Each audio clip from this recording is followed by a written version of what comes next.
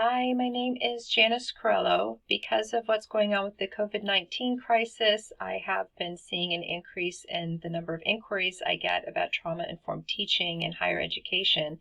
And so I decided to put together this presentation so that I could provide some background information and also share some tips and strategies for being more trauma-informed, especially during times of crisis. So in this presentation, I'm going to address 7 questions. What does it mean to be trauma-informed? Why does being trauma-informed matter to college educators, especially during times of crisis? What does trauma-informed college teaching look like? What can you do right now to become more trauma-informed? What can you do moving forward to be more trauma-informed? Where can one find additional resources for becoming a more trauma-informed college educator? And then lastly, what are you already doing that's trauma-informed? So our first question, what does it mean to be trauma-informed? So just a really brief history for those of you who are not aware. So the concept of trauma-informed care originated about 2 decades ago, and it started in behavioral health services. And so we had practitioners and researchers who were interested in developing alternative models of care that were less like the medical model, because sometimes the medical model it felt more coercive, and it could be hard to keep people engaged in services. And so they started developing alternative models of care. Around the same time that Harris and Fallett were designing the original trauma-informed principles, and around the same time that Sandra Bloom was developing the sanctuary model, we also had the adverse childhood experiences study, and the results from that were published, and there were some additional research projects going on. SAMHSA got involved also, and they have provided a lot of research, a lot of funding, and then they've also provided a lot of guidelines on how to integrate trauma-informed care into behavioral health services. That includes addiction services as well as mental health services, homeless services. We've also seen an expansion of trauma-informed approaches into child welfare systems, including K through 12 schools. There are many states now that have large policy and practice initiatives, and many school systems, K through 12 school systems, and state welfare systems that are adopting trauma-informed approaches. Additionally, we have not entire higher education systems and not entire schools, but we also have departments in some colleges and universities that are integrating trauma and trauma-informed care into their curriculum, and some of the departments themselves that are becoming more trauma-informed. So that's just a little bit of trauma-informed care and trauma-informed approaches in a nutshell. When we're talking about what it means to be trauma-informed in any context means to understand the ways in which violence and victimization and other forms of individual and collective trauma can impact individuals, families, and communities, and then also to use that understanding to inform policies and practices in order to prevent further traumatization or re-traumatization and promote resilience and growth. When we're talking about trauma, it's important to recognize that we're not just talking about people being upset or distressed. We're not talking about just everyday, stressors. The way that Judith Herman in her seminal text, Trauma and Recovery, puts it, psychological trauma is an affliction of the powerless. At the moment of trauma, the victim is rendered helpless by overwhelming force. When the force is that of nature, we speak of disasters. When the force is that of other human beings, we speak of atrocities. Traumatic events overwhelm the ordinary systems of care that give people a sense of control, connection, and meaning. And one thing that I'd like to highlight with this is that when we're talking about these ordinary systems of care, we're not just looking at individuals and what goes on with them on an organismic level, right? But we're also looking at families, we're also looking at institutions, we're also looking at organizations, right? And so it's not just this individual level, but the broader level, as we're seeing, especially now during the time of the pandemic, that it's not just individuals and families that are it's affecting their sense of control, connection, and meaning, but our institutions as well. There's different definitions of trauma that people use. One thing that I'd like to point out is that, and as Smith and Graeber point out, that woven into each of the definitions that we see is the concept that it's an event combined with an individual's perception of the event and reaction to the event. So trauma is not the event itself, but the perception and the reaction that people have. And that often what we see is that when people have the perception of the event or situation, and if it's one that they can't escape or one that they can't make sense of, or if it's a situation where they feel that they may go crazy or die, that those kinds of situations often are the ones that will result in a trauma response. There are different types of trauma. Three of the main types that people talk about a lot and refer to. The first one would be what's referred to as acute trauma. Sometimes people also refer to it as simple trauma, and it's what we associate with PTSD and PTSD symptoms. And what we mean by that is short-term unexpected events.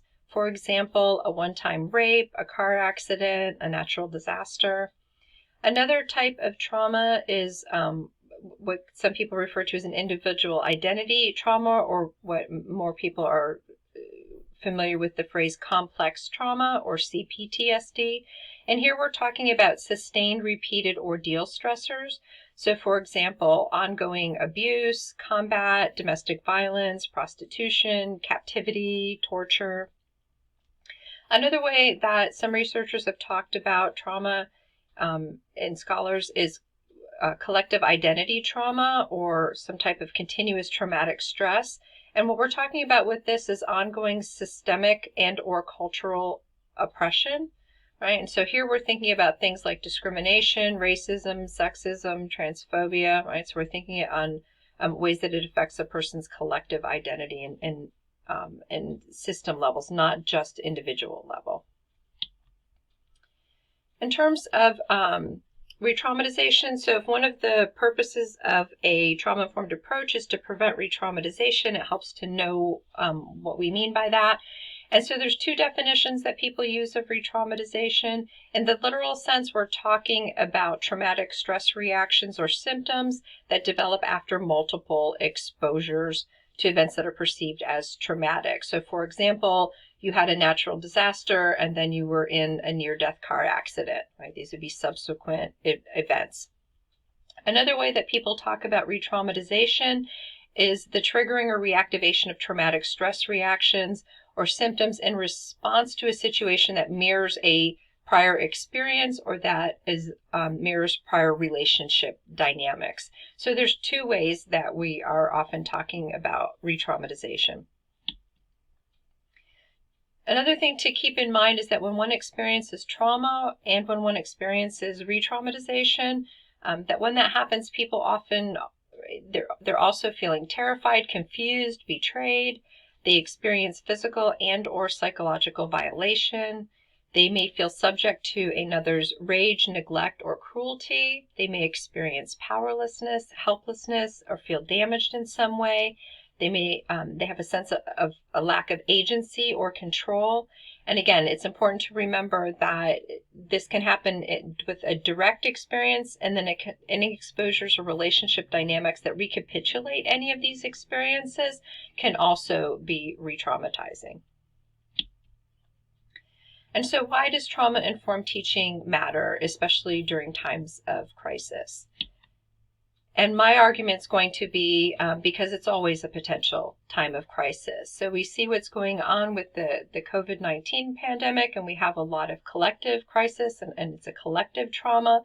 But as many of you know, as educators, I know for me that in the 20 years that I've been teaching so far, not a semester goes by that there is not at least one student that there's a crisis happening for them, or in some semesters I'm the one having a crisis. All right, so there's always potentially a crisis that's happening. We also know from looking at data on student trauma histories The percent of college students reporting lifetime exposure to one or more traumatic events ranges between 66 to 94%, depending on how the question about the trauma is asked.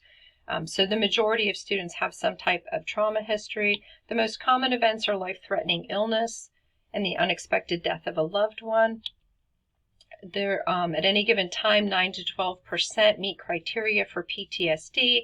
And we also have to remember that even though not all of them meet criteria for PTSD, many more may suffer subsyndromal symptoms. So, right, complex trauma is not an available diagnosis like PTSD, and so people might not meet the full criteria for PTSD, but still have a lot of symptoms that they're dealing with.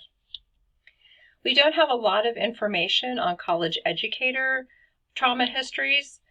There hasn't been a lot of data collected on that yet, but we do know that approximately 70% of adults in the United States have experienced at least one traumatic event in their lifetime. Up to 20% of those develop PTSD. And then so based on that, and based on what we know about the students who are in college who have trauma histories, we can estimate that a lot of educators also have trauma histories. In terms of re-traumatization rates, again, we don't have a lot of data on that. I did do a study a couple of years ago that tried to get some data on this. And one of the things that I found, I looked at students, faculty, and staff in an MSW program in the United States. And what I found, about 32% of the people in that program who were sampled had experienced a significantly distressing event or situation during their time in the program. So it's not uncommon, is what I'm trying to point out here. In terms of risks of trauma exposure, so we also know that indirect trauma exposure, and by that I mean, for example, listening to trauma narratives of others, right? It was not something you experienced or witnessed yourself, but you heard about from another person. This increases the risk of secondary traumatic stress, burnout, and re-traumatization. We also know from looking at studies of college students that direct trauma exposure increases their risk of PTSD, depression, substance abuse, adjustment problems, lower GPA, and their dropout. They're more likely to drop out of college as a result. We also know that the trauma exposure, so we can talk about trauma histories, but we also know that sometimes things happen during the time that students are in college. Another thing that we're learning too is it's more than content that can be potentially re-traumatizing. So in the same study, this is from the same study that I mentioned a couple slides ago. So when I looked at student and educator experiences within the program, we've heard a lot about trigger warnings in some of the popular literature in education, and so people were talking about like giving trigger warnings for content, and it turns out content is not what's most triggering. In the narratives that I collected from students and staff and faculty, what I heard was that it was often pedagogical issues, right? So pedagogy and policy that was triggering, or that was significantly distressing. Field work and the field work, it was usually some type of conflict with a field agency supervisor or with a field educator. Videos and lectures and readings were on there, but it wasn't really the content. Students were saying that they expected the content would be difficult because of the nature of the class that they were in. So, for example, they were, seeing a film that had to do with sexual abuse or childhood abuse. And so they expected that would be difficult, but the reason that it was significantly distressing was because they felt that the instructor did not provide a trigger warning or a content warning, or that there did not titrate the exposure at all. So it wasn't so much about the content, but how the content was presented. Class discussions, again, wasn't the content so much, but about how the discussion was facilitated, and whether or not how peers responded, how the instructor responded, and so difficulties and conflicts around that. Again, similar with supervision and workload, what I found was that with most of these, it wasn't about the content. It really had a lot to do with conflict. And then, of course, there were experiences outside of the program that educators and students found significantly distressing. And this was typically when they experienced the death or illness of a loved one, or some type of injury or bullying, or the death of a client. So again, wasn't so much about content, that these traumatizing or re-traumatizing experiences in education were often about conflict between educators and students.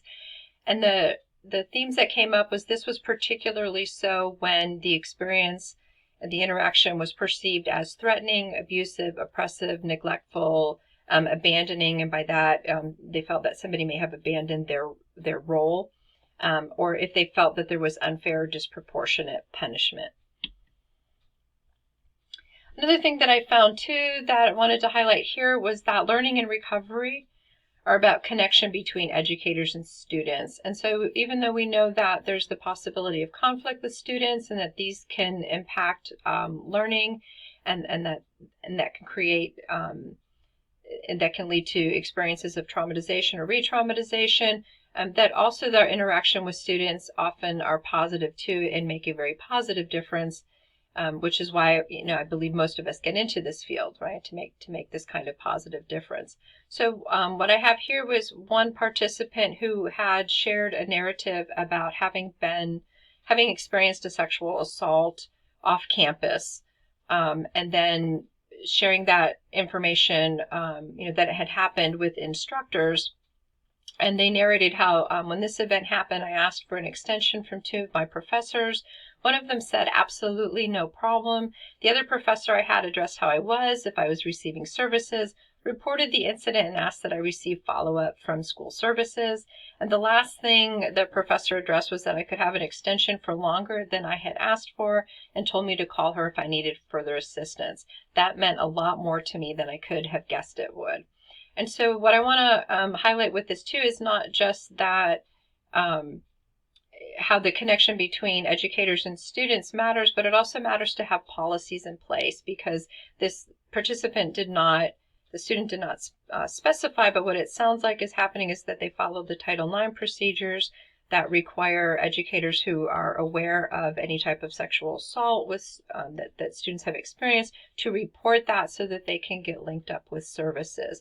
And it sounds like that's what happened with at least one of the instructors. And so that these policy differences, these policies make a difference. Another reason why trauma-informed teaching is important in higher education is because of the impact of trauma on learning and behavior. We tend to hear about this more in K-12, and in K-12 they also focus a lot more on the social emotional learning aspects of this. But one thing we know that also holds true in higher education is there's still the impact on the brain. When somebody experiences they perceive it as a traumatic experience, and they have a whole bunch of chemicals running through their brain and their body, and they go into survival mode.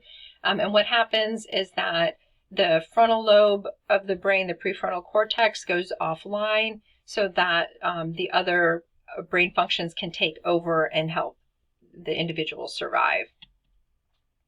And some of the ways this looks like just briefly the neurobiological impact is we can see that depending on the part of the brain that is affected, and there are numerous parts of the brain that are affected, when we see the different roles of the brain that are affected, it makes sense then why people have trouble with emotional dysregulation, memory problems, speech problems, thinking problems. And we can see how this would affect learning. And then this graphic here is one that I've adapted and that many of you may have already seen, but just to kind of to present in a graphic way. So what happens is that we want people to be able to stay in this regulated arousal zone, right? Or where we can refer to it as stay in play. So this is where people are able to keep their prefrontal cortex online, and that improves learning outcomes. When people are re-traumatized, if they go into fight or flight mode and they're in hyperarousal mode, it's very difficult for them to learn. And then also the same, some people respond by going into freeze or appease mode. And again, that makes it difficult to learn. And one of the things that I'd like to highlight with this is that we can't necessarily prevent people from getting triggered. Those kinds of things will happen, and sometimes they're not a direct result of anything that we've done. But what we're trying to do, and sometimes we can get triggered too as educators, and what we're trying to do is provide a space for people to be able to regulate themselves, right? So provide policies and practices and a space in order for people to get back to this optimum arousal zone where they can stay and play and where learning can take place. So what does trauma-informed college teaching look like? So what I'm going to do is go over just a little bit of applying some of these principles of what it means to be trauma-informed and these concepts of what it means to be trauma-informed to higher education settings. And then after I do that, I'll get into some of the more specific concrete tips and strategies. So if we're focusing on higher education, then trauma-informed approaches in higher education, to be trauma-informed, a trauma-informed higher educator means to understand the ways in which violence, victimization, and other forms of trauma can impact students, teachers, and staff, and then to use that understanding to inform educational policies and practices in order to minimize possibilities for re-traumatization and maximize possibilities for learning and growth. And what I want to point out with this slide is that we're including teachers and staff here, so educators and staff, not just students. So in a truly trauma-informed system, we're talking about how all members of the community are affected. And then again, we're also using that understanding. To just be aware of the impact and prevalence is insufficient. We then want to use that knowledge in order to inform policies and practices and organizational and cultural changes in order to improve outcomes. So being trauma-informed means that we shift our focus. So instead of looking at individuals, right, students, educators, or staff members, and thinking in terms of what is wrong with you, which would be looking at trauma as a kind of disorder, we're shifting to looking at individuals and their environment and thinking about what has happened to you, and then looking at trauma as an injury or disability. And this allows us to pay more attention to resilience also, and the remarkable ways in which people are able to adapt and cope with their circumstances and continue to grow and thrive and not only survive. Being trauma-informed, it also means making learning accessible then and helping to reestablish a sense of control, connection, and meaning. And in this way, then, being trauma-informed is congruent with universal design principles and universal design and learning, as well as student-centered learning approaches that have become predominant. So with universal design, where we're thinking about disability and how in and of itself it's not a problem, but that the environment in which we ask people with disabilities to function often is a problem. And then with student-centered learning, we've been seeing a shift in education over the last couple of decades from more teacher-controlled, obedience-based models, rule obedience-based, versus more empowered approaches to education and focusing more on students' rights and responsibilities. Being trauma-informed also means changing our environment. And so one of the things we want to remember is, again, this isn't just about individuals. We're looking at an organizational change process that's usually centered on a set of principles that are designed to reduce the risk of re-traumatization for people who are vulnerable, and remembering that at any given time, any of us can be vulnerable. The principles that are listed at the bottom of this slide are the ones from SAMHSA. Different schools, so K through 12 schools, they're often relying on the SAMHSA principles, Some people are still using the Harrison-Fallett principles. Some schools are designing, and some systems, not just schools, are developing their own principles. I've developed a set of trauma-informed teaching and learning principles for higher education, and these are the ones that I use.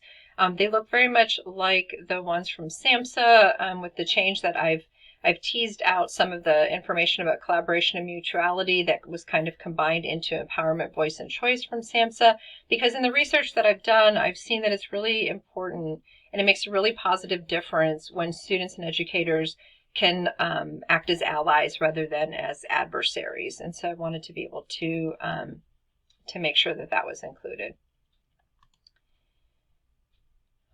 One thing that I'd like to clarify is the scope of these trauma-informed practices. So again, ideally, when we're talking about trauma-informed, we are talking about the whole system level. So we would be talking about the entire school or the school system. That has not happened. We have not seen the types of policy and practice initiatives at the system level that we have in K-12. What we have seen is I'm aware of some departments and programs that have become trauma-informed, right? It's not just that they're integrating trauma and trauma-informed care into the curriculum, but they're also striving to have a change within their department and having using principles to have a trauma-informed department. And then more frequently, what I'm seeing is individual educators who are using trauma-informed principles or practices in their classroom and field settings.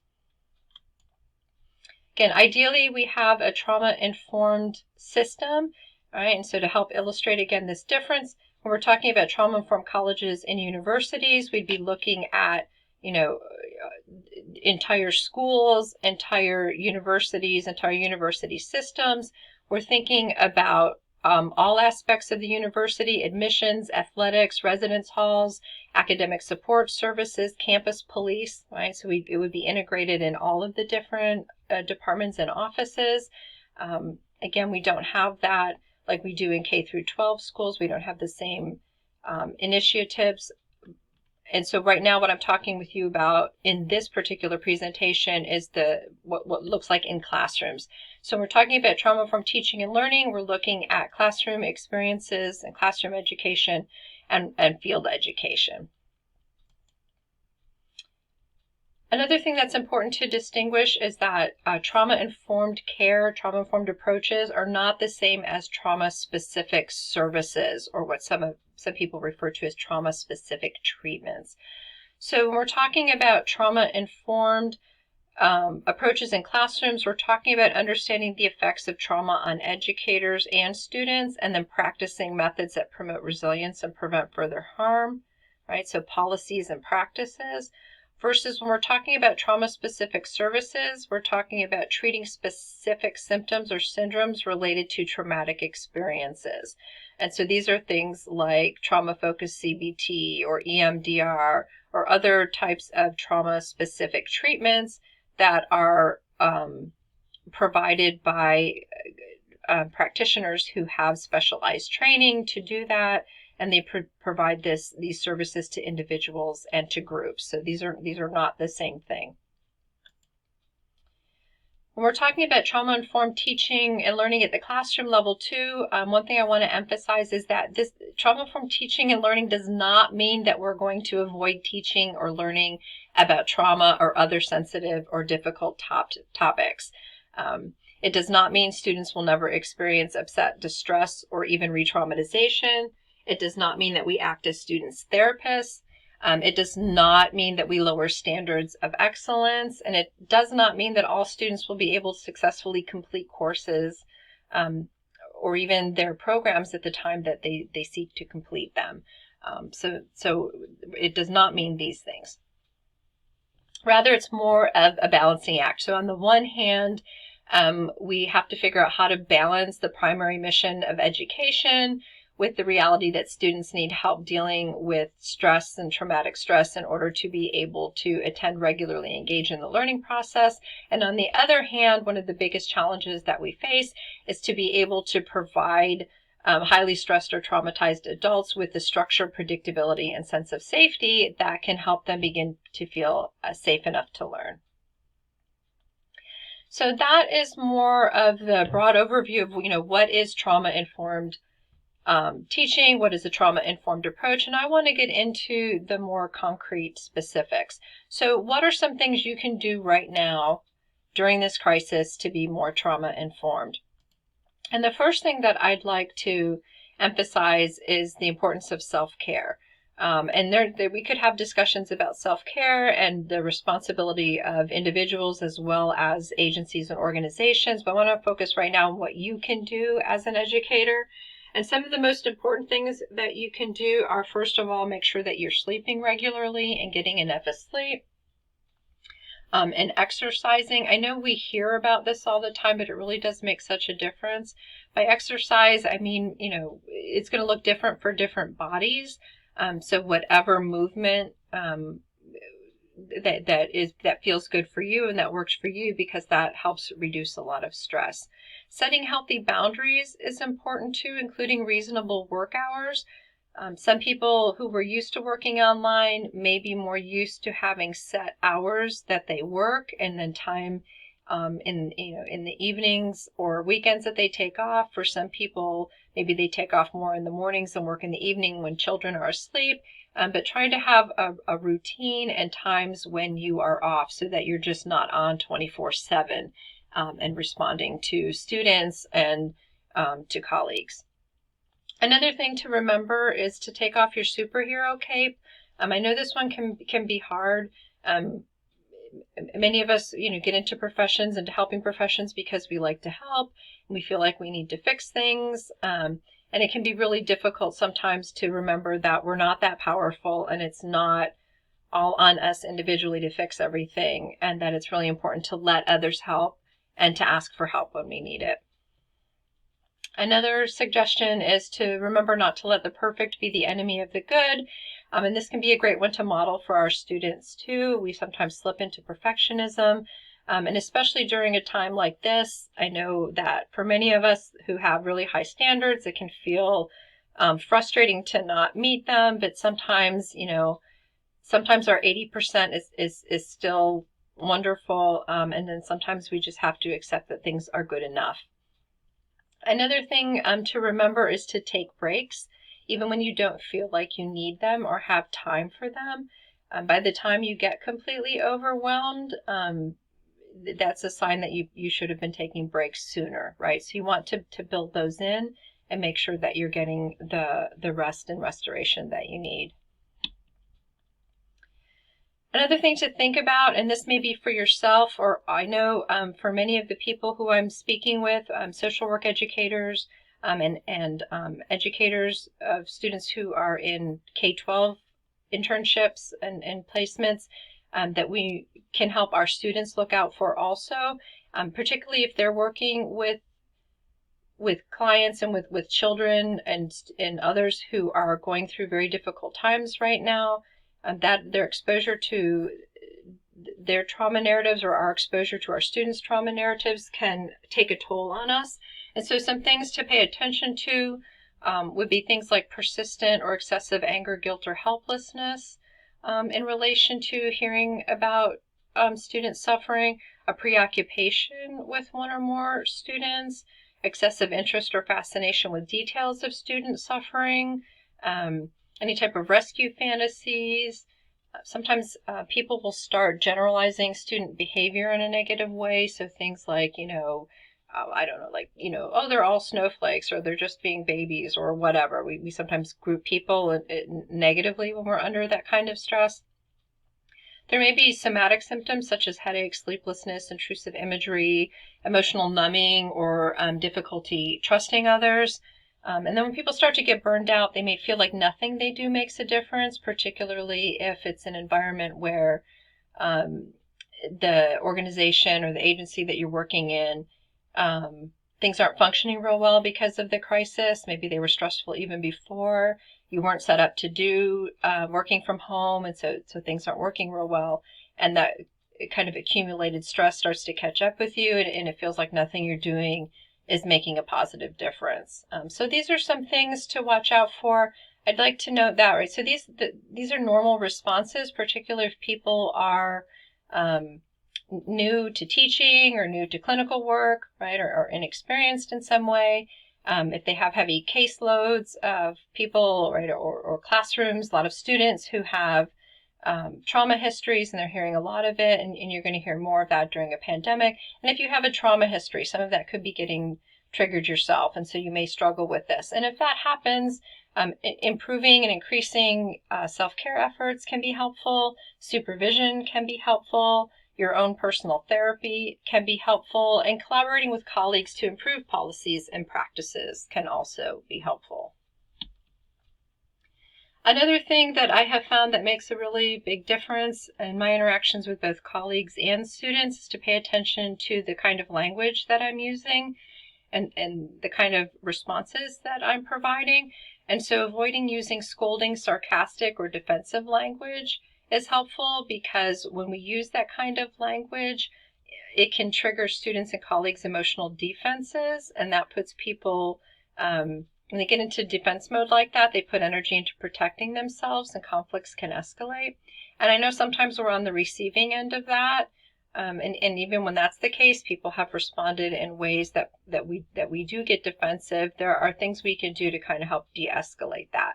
And so there's examples here of some emails that I've sent very recently. The first one is to a student who had contacted me about transfer credit. And so I'm highlighting some of the phrasing here, because what I'm doing is I'm validating, right? And so I'm letting people know I can understand why they are behaving in a particular way, or why they are expressing themselves in a particular way.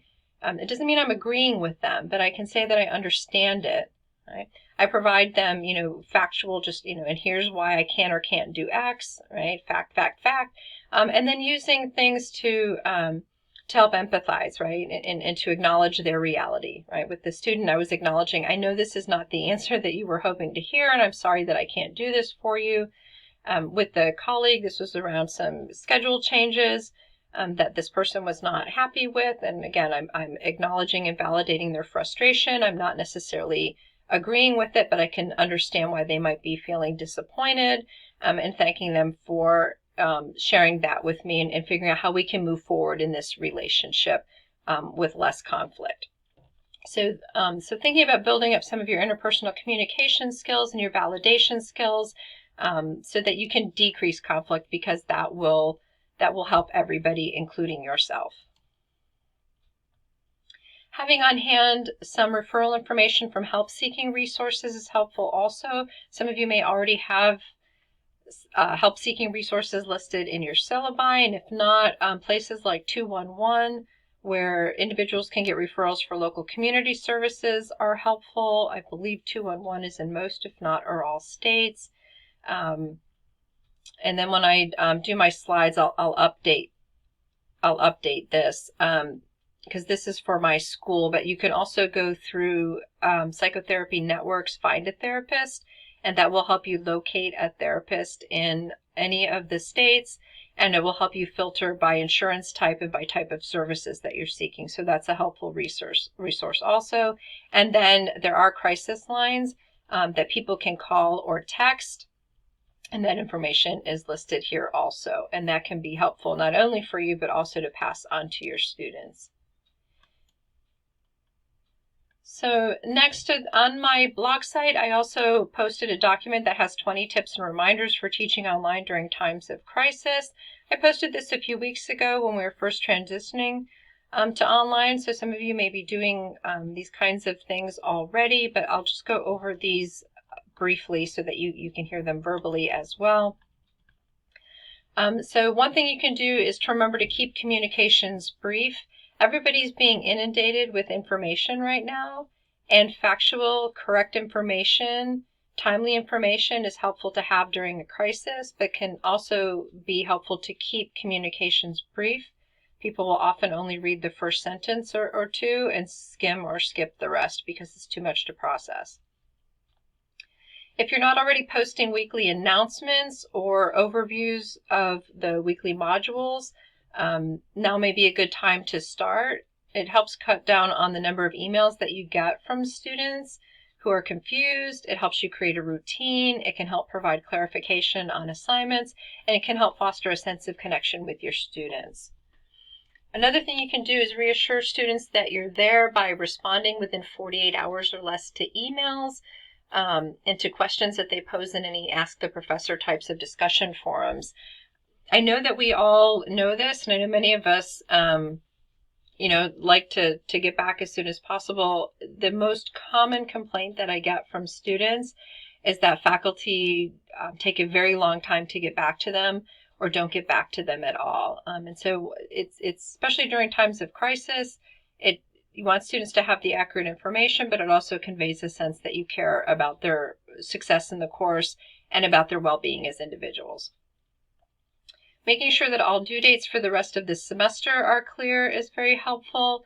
I know I've messed up on this myself recently, and when I do that, I just say, sorry, here's the correct date, without a lot of explanation, but try to keep on top of that. Limiting the number of course changes can be helpful also. There's so many changes going on for all of us that it will be helpful to you. You will have less to keep track of yourself, and then students have less to keep track of. And it's also less stressful there's less to have to adapt to. When you do make changes, it helps to post all of them in writing. It also helps to strive to keep your courses well organized. You want it easy for you and students to be able to locate course materials and assignments. When we can do that, students panic less, they contact us less frequently about things that are missing or hard to find, and that reduces everybody's stress. Avoiding surprises is also a good idea. Now is really not the best time to add a new requirement.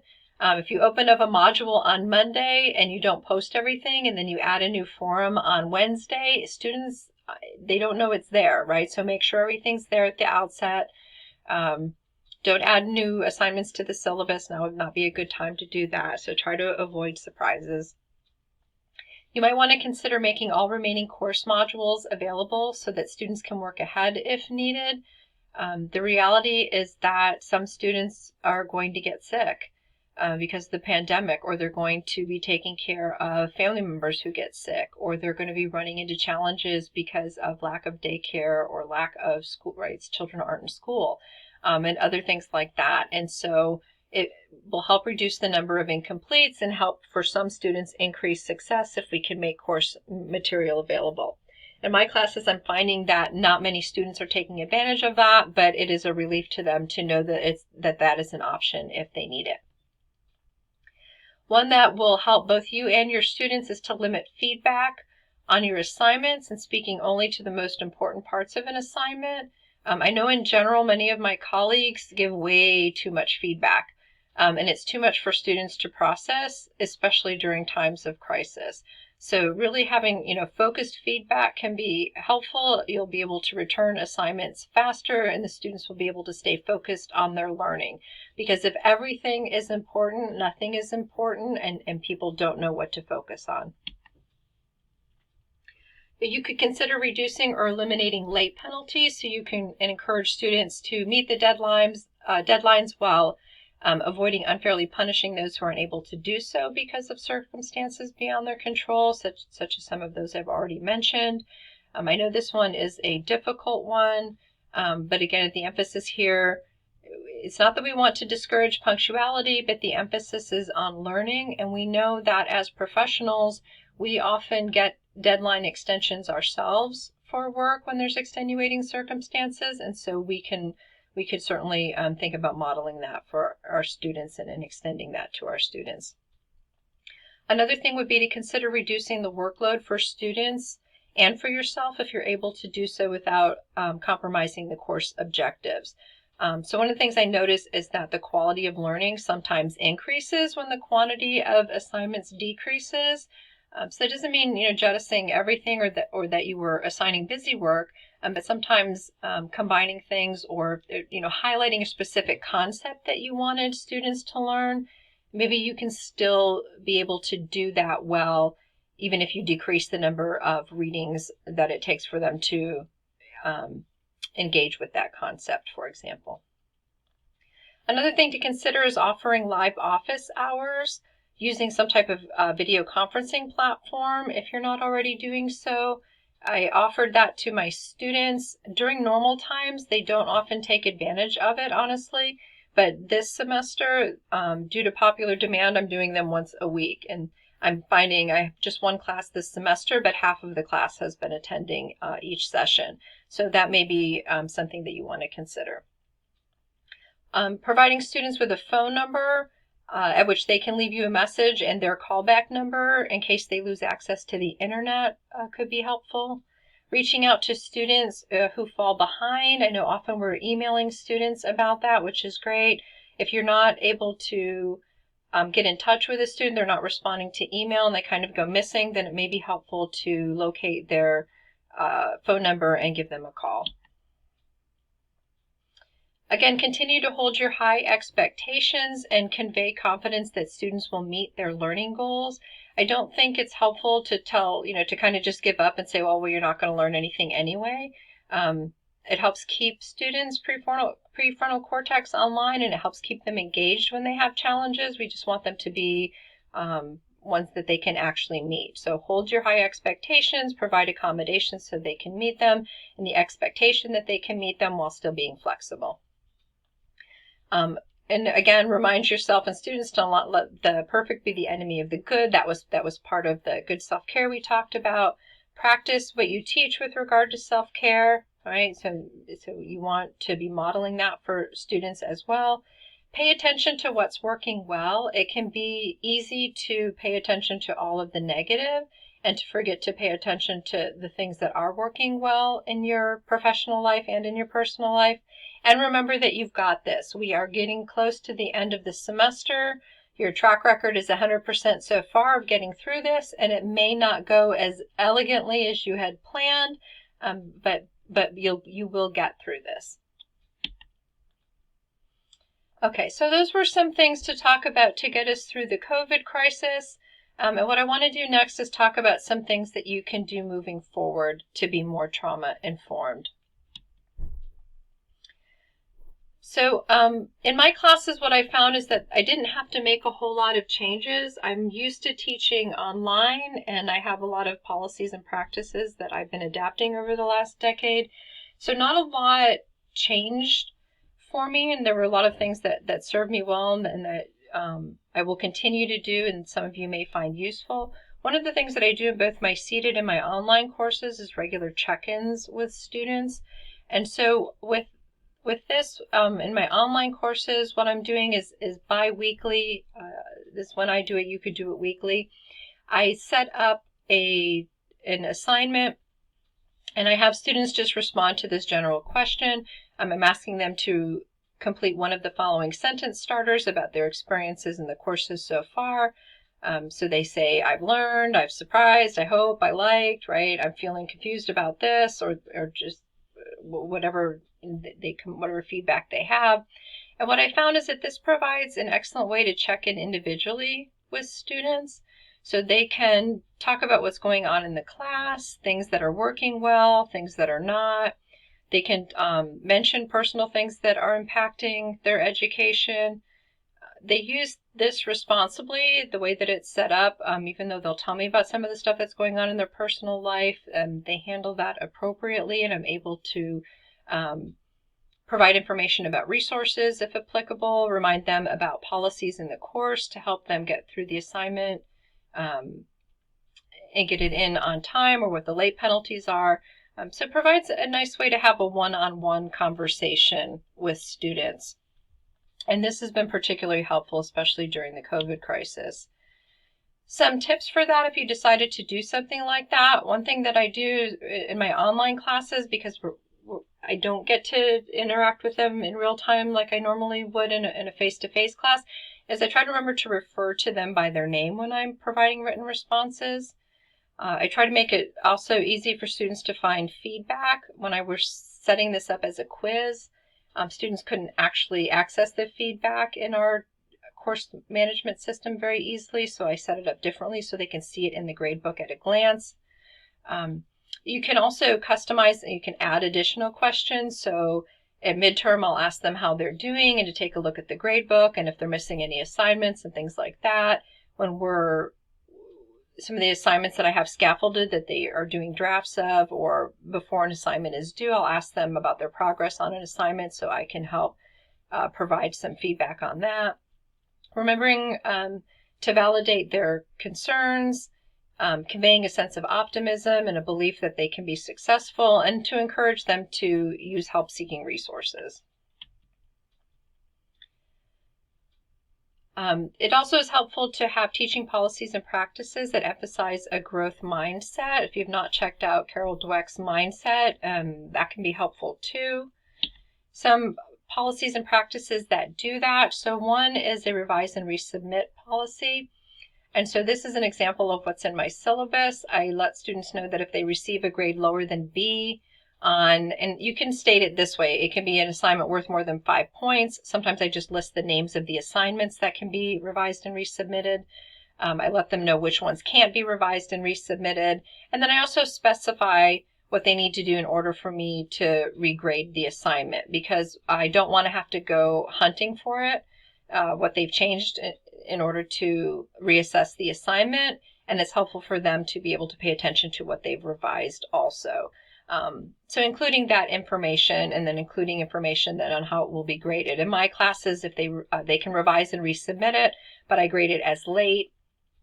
Some of my colleagues don't do that. They allow students to revise and resubmit and get an A on it, or get any type of grade on it. One of the most popular policies that I've implemented, I get lots of positive feedback from students, is the late days policy. And so this is an example of how I word that in my syllabus. Each student has a total of 5 late days that they can use on different assignments. Again, you could word it as assignments worth 5 or more points. Some of my colleagues do it for any assignment. Sometimes people limit it to only particular types of assignments or specific assignments.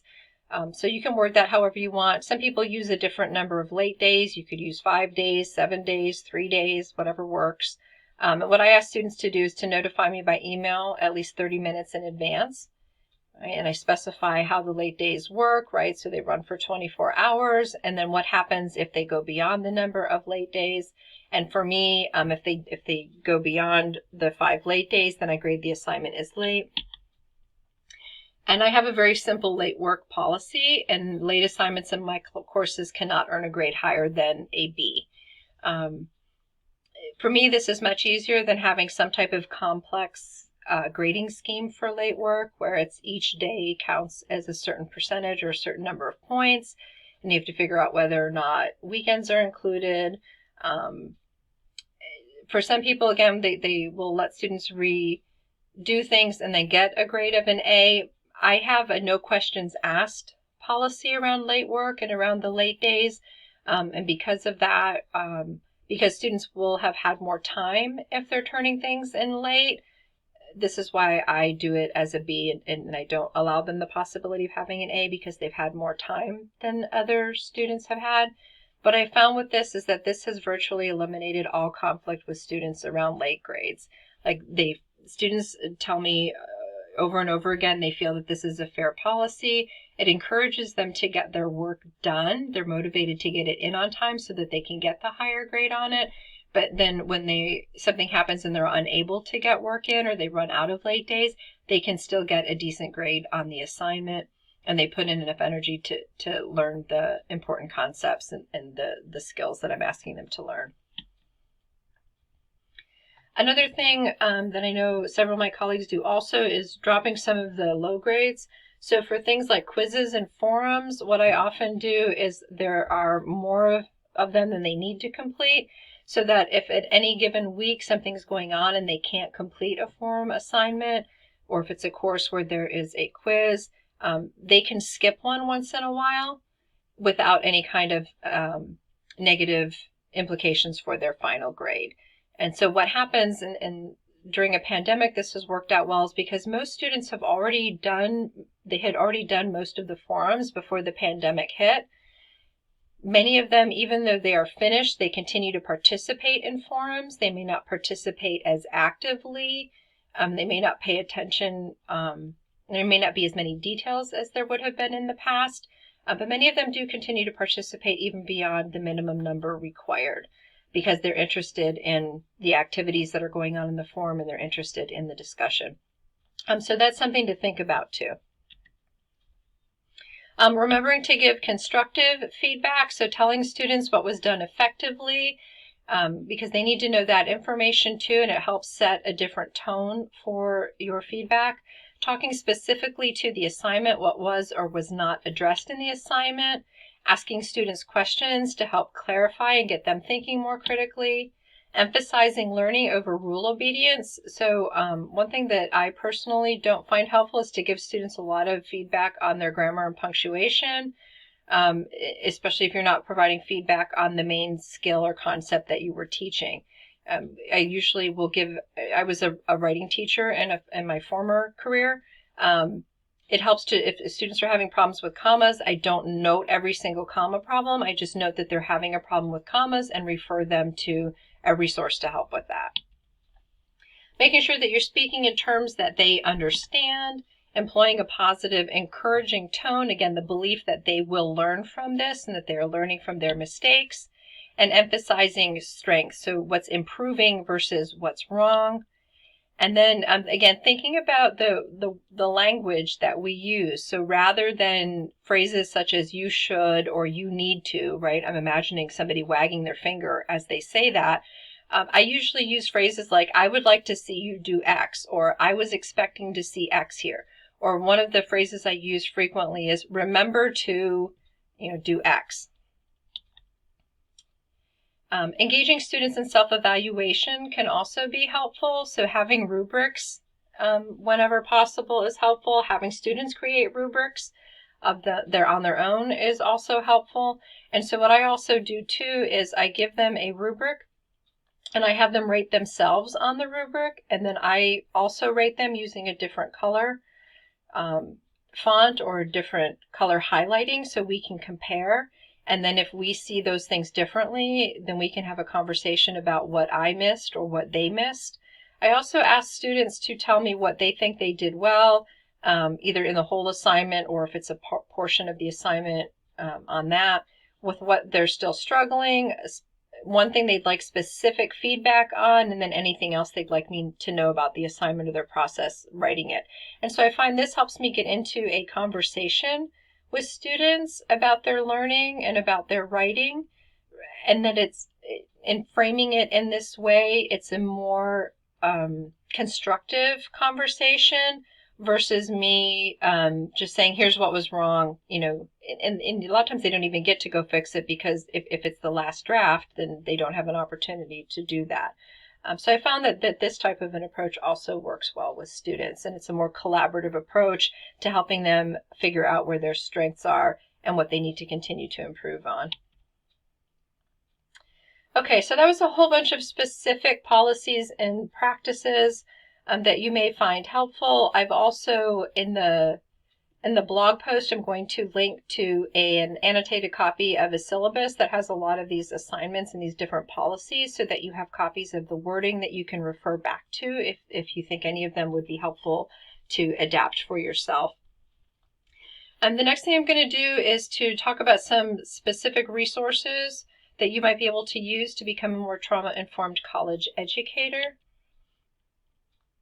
And so one is my blog. So I have other resources on the blog. So this video, if that's where you found it, you will have noticed that there's a resources section that has other videos and self-assessment tools and things like that. I also have a Facebook site where I'm linking to resources from other places too. Many of them are still K-12 because there's not a lot of higher ed resources, but I am finding some things that they may not be using terms like trauma-informed, but they're congruent with the trauma-informed approach and they're congruent with trauma-informed principles, and they will help us improve our teaching policies and practices. For those of you looking for some self-care resources, there are some links here to a self-care starter kit that is hosted by the University of Buffalo School of Social Work. The NCTSN is an organization that also has some good information on, it's a handout on self-care for educators. Some of you through your college may have been learning psychological first aid. There is people have adapted psychological first aid for schools, and there are 2 guides here that will help you with that. Some of the things that you will learn about psychological first aid and some of the trainings that are provided to provide support for students with mental health crises on campuses may be more involved in this, but these are ways that are specific to helping students. Another thing to keep in mind, the structure of your courses really matters, and your course design really matters. So at your college, you may already have access to resources and rubrics for quality matters. There's a link to a rubric here that can help you with that. It's also important to start thinking about web accessibility guidelines, because again, we're thinking about making courses more accessible, making learning accessible, and the forms that we use to convey information matter. And so there's a great guide here to help you with how to improve document accessibility, PDF accessibility, PowerPoints, web documents in your courses, and that may be helpful to you. There are some books here, and these are listed, and the links are to Goodreads. So we'll give you an overview of them. Bandwidth Recovery by Sia Verschelden gets into, there are some specifics around how to increase bandwidth, and there's some specifics about college teaching that you may find helpful. The other books have different other types of information. So if you click on the links, you'll hear about that, or you'll read about that. There are K-12 and other resources, so we can learn a lot, particularly about social emotional learning from K-12. We can learn a lot about the different types of policy and practice initiatives through K-12 also. The ACES Connection Network has a separate area for ACES in higher education, and that's a blog that you can also find some good information. And then lastly, what I'm going to, your challenge then is to let me know, what are you already doing that's trauma informed? So my guess is that you're probably, not even you're probably, you are doing things that are already congruent with the trauma informed approach, and you may not have necessarily thought about it that way. But as you start to take a look at the trauma informed principles, you'll start to see that you're already doing some of these things. So one thing that I would be really curious to know is if you, in the comments for this blog post, you could leave some examples and some of trauma-informed practices that you're using and strategies that you're using, or if you have any questions, feel free to leave those in the comments as well. If I am doing a presentation for you, or you've invited me to your college, I would love to chat with you about that. Or if you're interested in doing that, you can contact me through the contact form at this site. So that is an overview of trauma-informed teaching during times of crisis, right? And it's always times of crisis. So thank you for listening. And I wish you all be well, and stay healthy and keep up all of the wonderful work that you're doing for your students.